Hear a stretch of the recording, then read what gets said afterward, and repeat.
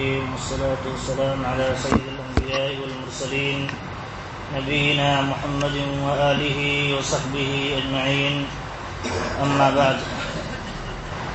قرآن شفا کا کام دیتا ہے.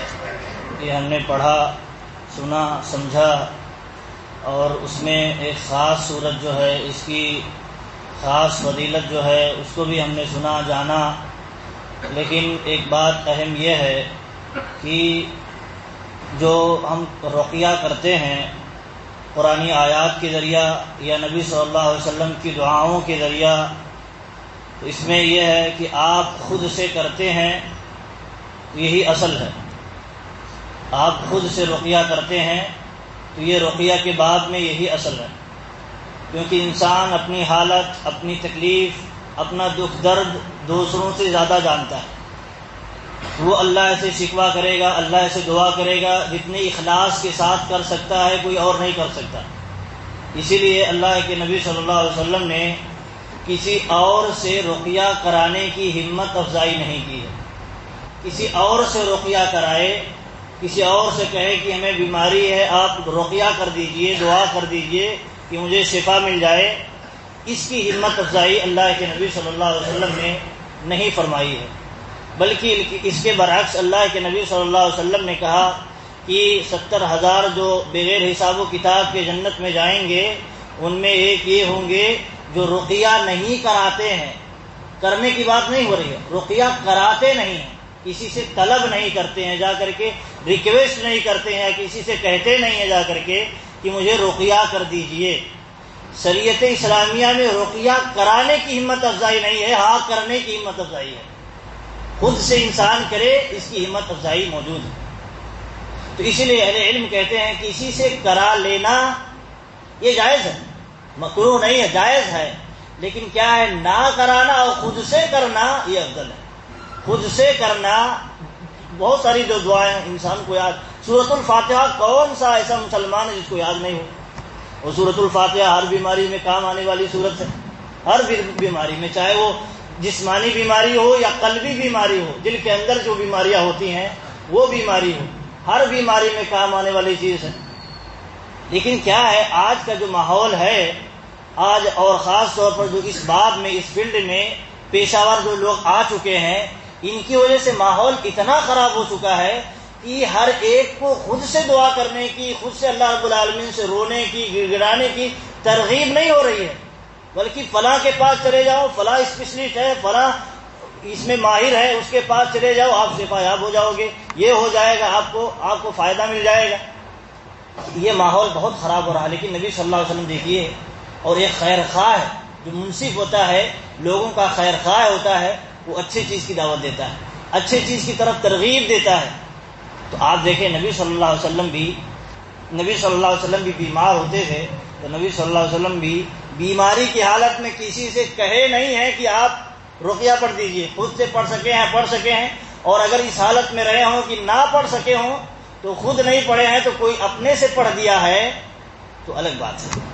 اسی لیے دیکھیے، ہم بیمار ہوتے ہیں، ہماری عیادت کے لیے کوئی آتا ہے، وہ اگر ہم پر رقیہ پڑھ دیتا ہے تو یہ بھی افضل ہے، اچھا، اس میں کوئی حرج نہیں. لیکن ہم کسی کے پاس جا کر کے طلب کریں، ریکویسٹ کریں، ان سے کہیں کہ ہم پر رقیہ پڑھ دیجئے، یہ محض جائز کام ہے، بہتر نہیں ہے، ہمت افزائی اس میں نہیں کی جائے گی.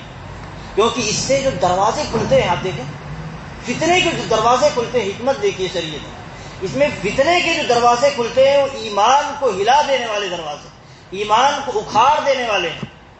انسان جاتا ہے کسی کے پاس، ایسے کے پاس جس کے بارے میں نہیں جانتا، یہ جنوں کا پجاری ہے یا حقیقت میں قرآن و سنت کی بنیاد پر دعویٰ کرتا تو ہے، اس کے پیچھے اس کا بیک اپ کیا ہے نہیں معلوم. جاتا ہے، اس سے علاج کراتا ہے. اس کے پاس کیا معیار ہوتا ہے کسی کی بیماری کو پہچاننے کا، سامنے والے کی، کہ وہ ایک ہی معیار سے کہتا ہے. کوئی بیمار اس کے پاس آئے، فوراً الزام لگائے گا یا فوراً اس کو کہے گا آپ کو بیماری جو ہے وہ جن کی بیماری ہے، آپ کو جادو کی بیماری ہے، آپ کو فلاں بیماری ہے.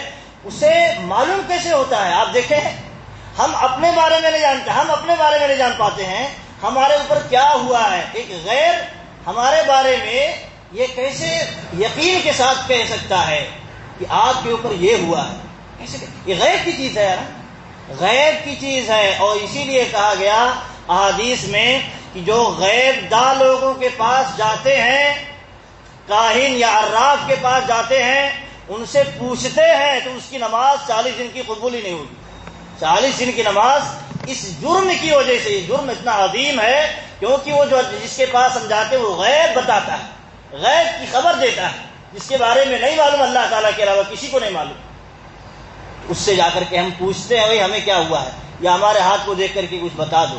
پوچھتے صرف ہیں، پوچھنے کا یہ جرم ہے. لیکن اگر اس کی بات کی ہم تصدیق کر دیں، مان لیں، یقین کر لیں، ایمان کا دیکھیں کتنا بڑا خطرہ ہے. فقد کفر بما انزل علی محمد، نبی صلی اللہ علیہ وسلم پر جو کچھ نازل کیا گیا گویا اس نے انکار کر دیا. نازل کیا گیا ہے قرآن کے اندر؟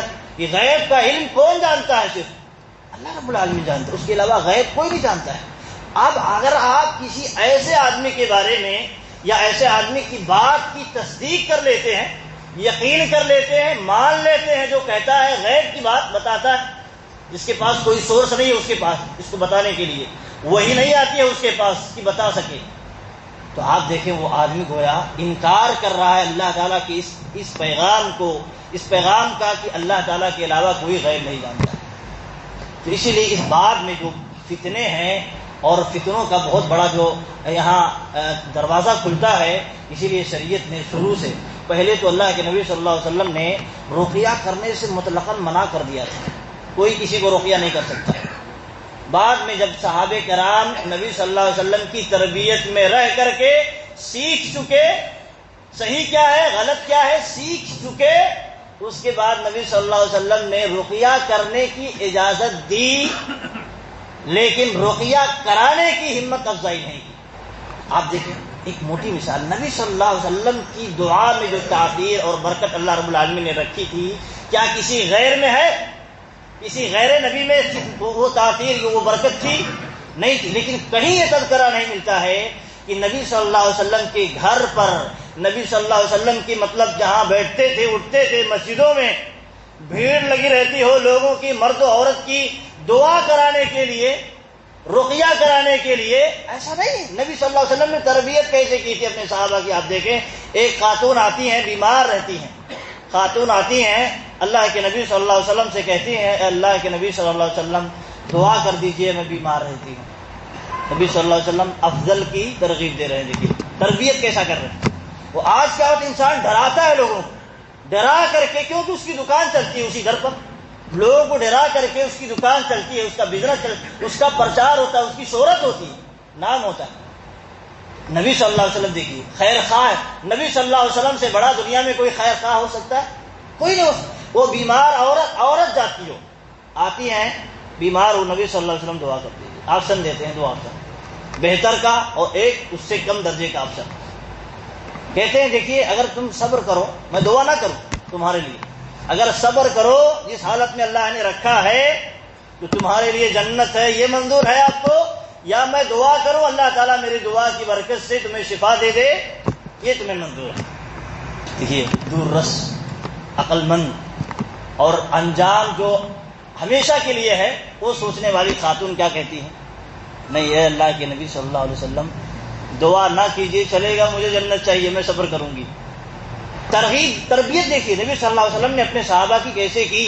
پہلے دعا کی طرف لوگوں کو کھینچا نہیں کہ کسی سے دعا کرانے آئے، تربیت کی کہ صبر کرو، خود سے اگر دعا کر سکتے ہیں کر لیں، نہیں تو اللہ رب العالمین اگر شفا نہیں ملتی ہے دعا کرتے ہیں، علاج کرتے ہیں، شفا نہیں ملتی ہے، اگر صبر ہم کرتے ہیں تو اس کے بدلے ہمیں اللہ رب العالمین جنت دے رہا ہے. اس سے بڑا آفر کوئی ہو سکتا ہے؟ وقتی صبر ہے، کچھ دنوں کے لیے صبر ہوتا ہے، اس کے بدلے اللہ رب العالمین ہمیشہ کے لیے جنت دیتا ہے.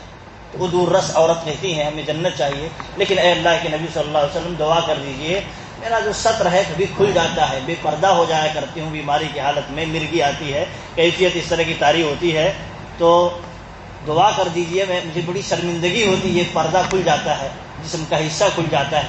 فکر دیکھیے، عزت کی فکر، تو اس کے لیے دعا کراتی ہیں، لیکن بیماری کے لیے دعا نبی صلی اللہ علیہ وسلم سے کہتی ہیں نہ کیجیے، مجھے جنت چاہیے. یہ تربیت دیکھیے، اسی میں ایک سبق ملتا ہے کہ شریعت اسلامیہ کبھی بھی ہمت افزائی اس بات کی نہیں کرتی ہے کہ کسی سے آپ رقیہ کرائیں. ہاں ہمت افزائی اس بات کی کرتی ہے آپ کسی سے دوا کرا سکتے ہیں, دوا کرائیں. آپ اگر دوا کراتے ہیں, رقیہ کسی سے نہیں کراتے ہیں اور اللہ پر مکمل بھروسہ کرتے ہیں, تو آپ کا بھی شمار جو 70,000 میں سے بغیر حساب و کتاب جائیں گے اس میں بھی ہو سکتا ہے. کیونکہ وہاں یہ بات نہیں ہے کہ دوا نہیں کراتے ہیں, کہا کہ کسی سے رقیہ نہیں طلب کرتے ہیں, کسی سے جا کر کے کہتے نہیں ہمیں رقیہ کر دو بھائی, جھاڑ پھونک کر دو. کیونکہ اس سے جو فتنے کا دروازہ کھلا ہے, آج دیکھیں وہ نبی صلی اللہ علیہ وسلم کی جو رہنمائی تھی وہ ہمیں چھوڑنا, جب ہم نے چھوڑا یا دوسری چیزوں پر آئے تو اس طرح کی چیزیں ہیں. لیکن نبی صلی اللہ علیہ وسلم نے دیکھیے جہاں رقیہ کی ہمت افزائی نہیں کی ہے, وہاں اس کا ایک مقابل جو چیز ہے جس میں فتنے کا خوف نہیں ہے, ڈر نہیں ہے اتنا, اس کی رہنمائی کی. تداؤ, دوا کرو, دوا کراؤ, علاج کراؤ. ولا تداؤ بحرام, حرام چیز سے علاج نہیں کرا سکتے.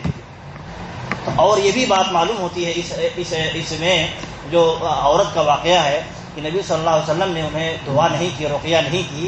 تو اس میں اہل علم کہتے ہیں کہ دیکھیے بیمار انسان اگر ہو جائے, کوئی ایسی بیماری ہو جس میں جان جانے کا خطرہ نہ ہو, جان جانے کا خطرہ نہ ہو, تو اگر وہ صبر کرے تو اس کے لیے وہی بہتر ہے, اور علاج اگر نہ کر سکے تو.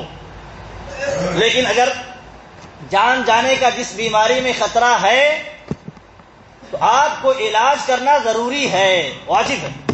کیونکہ ولا تلقوا بأیدیکم الی التہلکہ, آپ ہلاکت میں اپنے آپ کو نہیں ڈال سکتے, علاج کرانا ہے آپ کو صورت میں جب جان جانے کا خطرہ ہے. لیکن جس بیماری میں جان جانے کا خطرہ نہیں ہے, اگر آپ علاج کراتے ہیں تو یہ مستحب ہے, سنت ہے, مستحب ہے, بہتر ہے. لیکن اگر آپ علاج نہیں کراتے ہیں تو آپ گنہگار نہیں ہوں گے, آپ گنہگار نہیں ہوں گے, کیونکہ یہ واجب نہیں ہے. نبی صلی اللہ علیہ وسلم کی اس حدیث سے بڑے بڑے علماء کرام کا استدلال ہے کہ اگر واجب ہوتا بیماری میں علاج کرنا یا بیماری میں رقیہ کرانا یا رقیہ کرنا, تو اللہ کے نبی صلی اللہ علیہ وسلم اس کی رہنمائی اس خاتون کو ضرور کرتے, کیونکہ وہ بیماری ایسی تھی, جان لیوا بیماری نہیں تھی. تو ایسی صورت میں نبی صلی اللہ علیہ وسلم نے افضل کی چیز کی طرف انہیں دعوت دی تھی. یہ بات بھی ذہن میں رہے کہ علاج کرانا جو ہے, جو جان لیوا بیماری نہیں ہے, وہ مستحب ہے, سنت ہے. لیکن جو جان لیوا بیماری ہے اس میں علاج کرانا واجب ہے. واجب یہ نہ کہ ہم توقع کرتے ہیں, اللہ کو بھروسہ کرتے ہیں, واجب ہے اس صورت میں, کیونکہ اللہ کا ہی حکم ہے. آپ جان بوجھ کر کے اپنی جان کو ہلاکت میں نہیں ڈال سکتے. آپ کو اللہ رب العالمین نے دیا ہے جان کو, لیکن اللہ نے آپ کو مکلف کیا ہے. آپ اپنے جسم میں بغیر اللہ رب العالمین کی مرضی کے کوئی ایسا نقصان اپنے آپ کو نہیں پہنچا سکتے, اجازت نہیں ہے. تو یہ بات بھی ذہن میں رہے. اور کچھ باتیں انشاءاللہ اور آئیں گے. اللہ رب العالمین سے دعا ہے کہ اللہ رب العالمین ہمیں سننے, سمجھنے اور اس کے مطابق عمل کرنے کی توفیق دے. آمین. السلام علیکم ورحمۃ اللہ وبرکاتہ.